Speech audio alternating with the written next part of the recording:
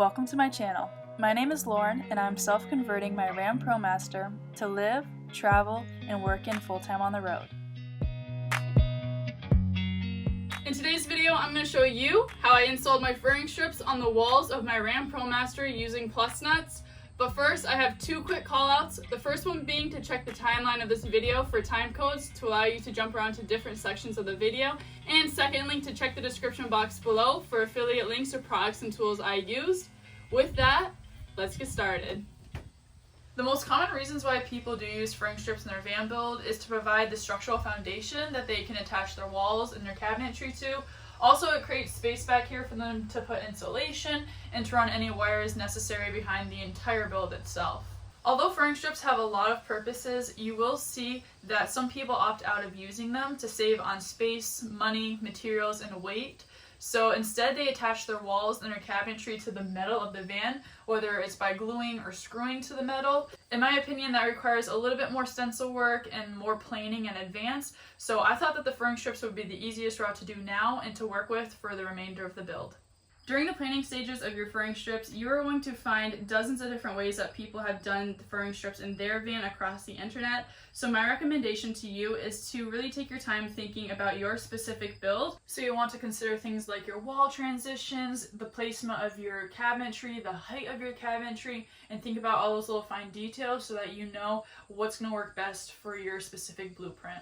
With that being said, there was three main goals that I was trying to achieve during my planning stages for the furring strips. The first one being saving as much space as possible. So as you'll notice, the Ram ProMaster walls are slightly curved. You could completely square this wall out, but you're going to lose a lot of space doing that, which is going to affect how big your walkway is going to be, how big your cabinetry can be. So I really wanted to keep it as minimal as possible. To do that, I broke my van into three sections. The lower section, this middle section, and the upper section.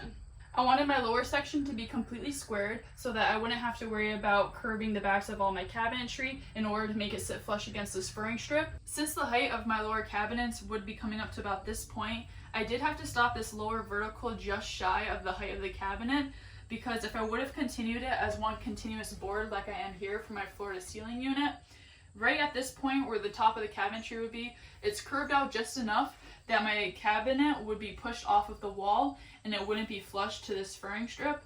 So that's why I went ahead and took the middle vertical and set it back just a little bit so it wouldn't interfere with my lower cabinets. This middle section is going to be responsible for holding up my wall, so it doesn't have to be squared. And then my upper section is going to be responsible for holding up my overhead storage units. Another goal I wanted to achieve in doing furring strips was to pass the center beam on this driver's side as well as the passenger side.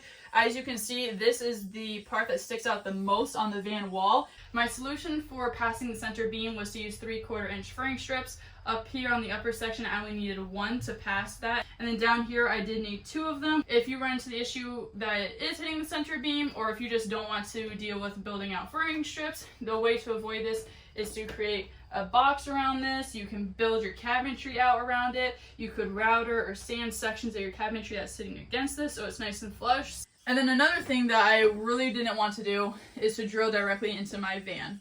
There are people that will do furring strips and install stuff in their van, and throughout the build they will use self-tapping screws and screw directly into this metal. Totally fine if that's the route that you want to take. Personally, I did not want to do that because, again, I'm super paranoid about rust. When you drill into your van, you're creating small metal shards that you may not even be able to clean up. Over time, if moisture or anything gets back there, it will start to rust. The metal of this van isn't the thickest, so your screws don't have very much thread holding into the van. I mean, people do it, it works, it lasts for years, but I just didn't have the confidence in this thinner metal screwing into and having only a few threads holding up everything in my van. So as far as preventing screwing directly into the metal of my van, I have decided to use Plusnuts or cross nuts. You can also look into using rivet nuts and a Astro 1450 Plusnut/rivet nut tool to install them. So I'm going to give you a little bit more information about what these are and how to install them. So this is what a cross nut or a plus nut looks like. As you will see, the head of it has almost a washer shape on it. The very bottom of it, you can see the threads on the inside. And then around the body of it, you're going to see these 4 splices. So here's what the Astro 1450 set looks like. You have your tool as well as different threads that you can use. One thing to note is that tool did cost me $80 before taxes and shipping. So if you don't want to spend the money on that, you can make a homemade tool. I have seen them on the internet. Although in my opinion, when you have this many plus nuts to do, I would highly recommend getting the tool and maybe reselling after you're done using it, because a homemade tool would make this process a lot longer and more challenging than it needs to be. So to start the install, I am using my 1/4 inch 20 threaded plus nut with the 1/4 inch top on my Rivna Astro 1450 tool. You're going to take the plus nut with the handles open on the Astro. You're going to screw this plus nut all the way down until it is flush to the tool. Then you're going to take it, insert it into the metal of your van, into the hole, and you're going to squeeze these handles just like that. You're going to open the handles. You're going to want to re-screw this, tightening it clockwise until that plus nut is flush to the tool head again, so that we can tighten it once more. And then you can go ahead and give it a good squeeze again. Once you have gone ahead and installed the plus nut correctly, it's time to remove the thread from the head of the tool from that plus nut. So using the circle in between the two handles, you can start turning it counterclockwise to loosen it, or you could also take a drill and you can put it into the bottom of the tool. So that saves a lot of time, because it does take a very long time to screw and unscrew this tool into and out of a plus nut. Since it's difficult to see behind here and see what it looks like from the back side, I'm going to go ahead and demo it on a washer. Just imagine that this is the metal of the van, and you're going to put the plus nut right in there. I'm going to quickly take the Astro tool to it and then show you what it looks like after. After squeezing the handles just once, this is what the plus nut looks like. That is why you're going to go ahead and re-screw this until it is back down flush against your tool. And then you can go ahead and give it another squeeze.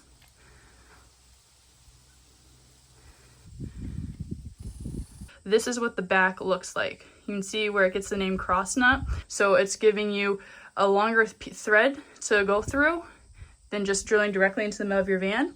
And again, you don't have to drill holes into your van.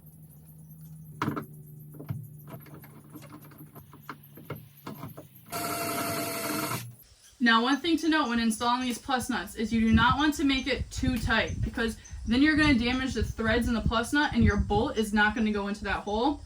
Secondly, you don't want to make it too loose either, because then that leaves a potential for the plus nut to spin when you're trying to screw into it. So just find that happy medium. If you don't want to use plus nuts or cross nuts, you can also use rib nuts. So that's the same concept. The only difference is, instead of having a cross shape on the back, it would almost be like another washer. So it would be a full circle that got crunched to the back of the metal. I have heard that plus nuts tend to be stronger. Either way, they work. People use both in the vans, and the vans hold up. So it's up to personal preference. So I did get 3 different measurements for the plus nuts. Now that I have them in my possessions, I went around in my van to see which ones fit best and fit where. So I'm going to share what I have found so far with you. So this is the 5/16 and 18 thread count. This is the largest of the 3 options I got. I originally got these hoping that they would fit into the hex holes that I have going along the ribs of my van. And as you can see, when I try to put it in, it doesn't quite. Now, I have seen people that do get these 5/16 for the hex holes. They just take a drill and make this hole slightly larger for these to fit into.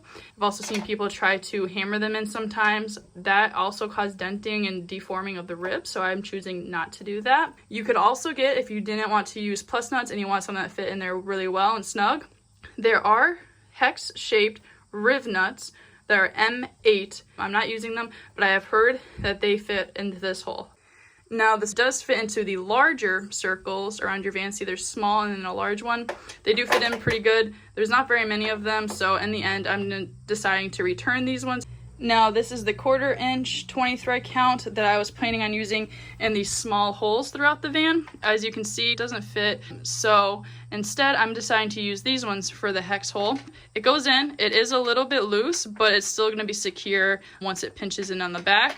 And then this is the smallest option of the 3. This is 1032s. So I'm using these for the smaller holes around the van. So as you can see, I put it in there. It goes almost all the way in. When you have it connected to your riv nut tool, you just put a little bit more pressure and it pops right in there. So these are what I'm using for the small holes throughout my van. I also have them down here on the floor on these pop outs. Another thing you're going to want to do is remove any factory installed tie downs that you have on your walls, which are these right here. In order to remove them, you're going to need a T40 torque bit. Unscrew it and then remove it. If you do want to fill these holes with something or use them, they take an M8 bolt, just for reference.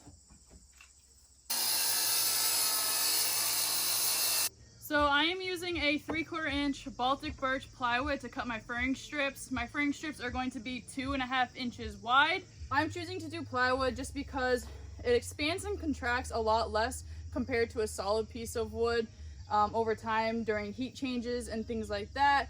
Also because, again, this Baltic birch, if you saw my previous video, this stuff is really durable. Now I'm measuring in from the good side of the plywood, not the side I'm cutting from, every time I'm making that 2.5 inch mark all the way down, because each of my cuts is not going to be perfect, so it wouldn't make sense to measure off of this 2.5 inches in. Then I'm taking the straight edge and just connecting all those lines going all the way down, and then I'm just running a skill saw over it. I have this table here to catch it when it starts to fall down so that it doesn't get too much tension up there towards the end of the cut. So safety glasses, sawhorses, plywood, skill saw, you're good to go.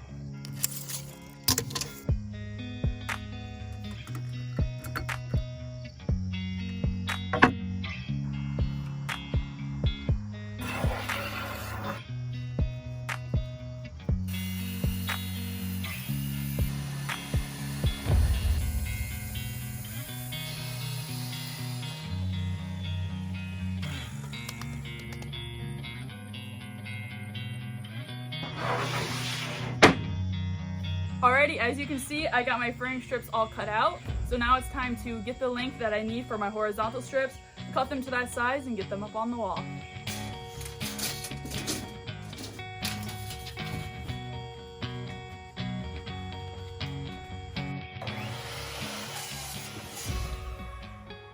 Now I need to determine where these cross nuts are on the back of my board so I know where to screw into the wall. So to do that, I have decided to use Play-Doh. So what I'm doing is I'm holding it up against the wall, estimating where I think it will be, throwing some Play-Doh on the back next to the cross nut, and then once I have it positioned correctly, I'm pushing it up against the wall, and then when I pull away, the Play-Doh is showing me where those cross nuts are, so I know where to drill. You can see exactly where we need to pre-drill now. So I'm going to be pre-drilling so we have a hole for the screw to go through and then into the plus nut. When pre-drilling, it's important to remember to start with a smaller drill bit and work your way up to the size that you need. For the 1032 plus nuts that I have, I'm going to work all the way up to a 3/16 bit. For the 1/4 inch 20 thread plus nuts, I'm going to work my way up to a 1/4 inch drill bit. The reason you want to start with a smaller drill bit and work your way up is to avoid splintering on the other side or the wood splitting at all. Although this isn't going to be visible, it's behind your walls, it's just nice not having to beat up your wood and potentially causing it to wear easier down the road. Another way to prevent some splintering is to also use painter's tape. So I'm putting this on the back side so that when I drill through, hopefully it helps to prevent any issues.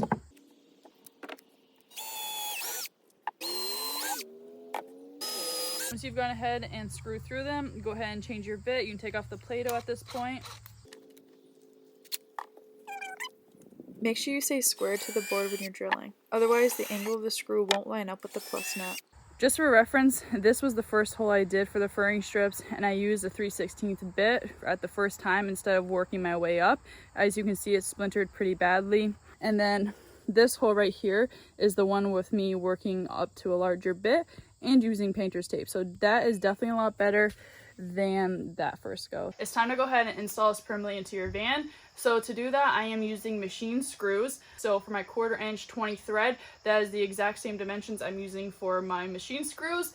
And I'm using an 1-inch long screw. Same thing for the 1032s. I have a 1032 dimension, 1 inch long. So that is what I'm using to install my horizontal strips into the cross nuts on the ribs of my van. Another thing to note is I will be using a washer with my machine screw when I'm installing it, just to add more strength. Now, as you will see, this is not countersunk because this is going to be my horizontal beam. So I'm going to have vertical strips running in front of it. So it's going to be out enough that this being not countersunk isn't going to affect my cabinetry, my walls, or anything like that. When installing the machine screws and washers, loosely install one at a time to make sure everything lines up before tightening them all down.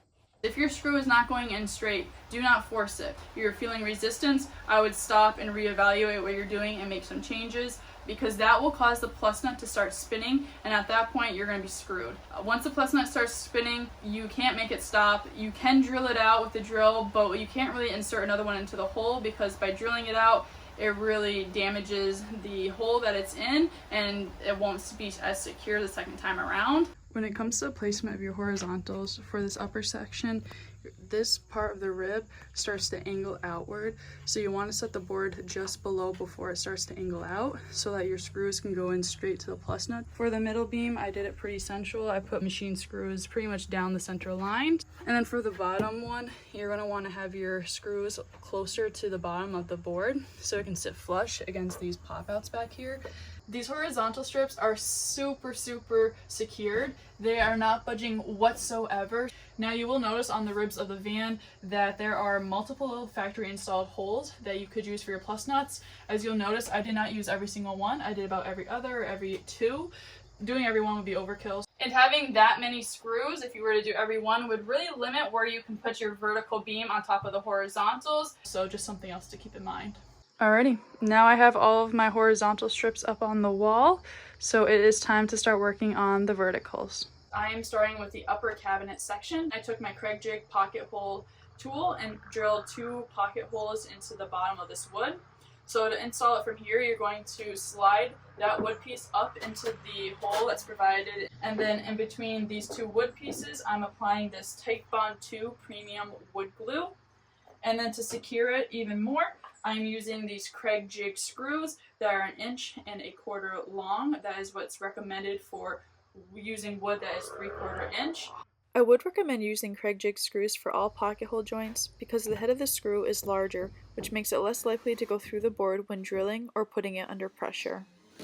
Doing it this way is going to save me a lot of space for my upper cabinets that I plan on building. If I were to have brought it down and had it going on top of that, I'd be losing another 3/4 inch. It also gives me an easy angle to work with to stencil the back part of my upper cabinets. For the middle section, I needed my vertical strip to be snugged between the upper and middle horizontal strip. I used pocket holes on both ends of the boards to attach it to the horizontal strips. Again, I used wood glue and pocket hole screws. When screwing, I put each screw in loosely, then jumped back and forth from the top to the bottom before tightening them all down. This prevents the board from spinning and moving out of place. For the bottom section, I used 8 by 1 1/4 inch wood screw to secure the vertical onto the lower and middle horizontal furring strip. Something else you might consider doing is painting your furring strips with a water seal to prevent any moisture or water going into the board and ruining them over time. I did not do this because I just got into the motion of doing my furring strips and didn't even stop to do it, so it's not necessary. Some people don't do it. With that, I hope this video gave you the confidence and knowledge that you need to install your own furring strips in your van. Tune into my next video where I begin building my cabinetry, starting with my U-shape convertible bed to couch and table. Until then, thank you for watching, and I'll see you next time. Bye for now.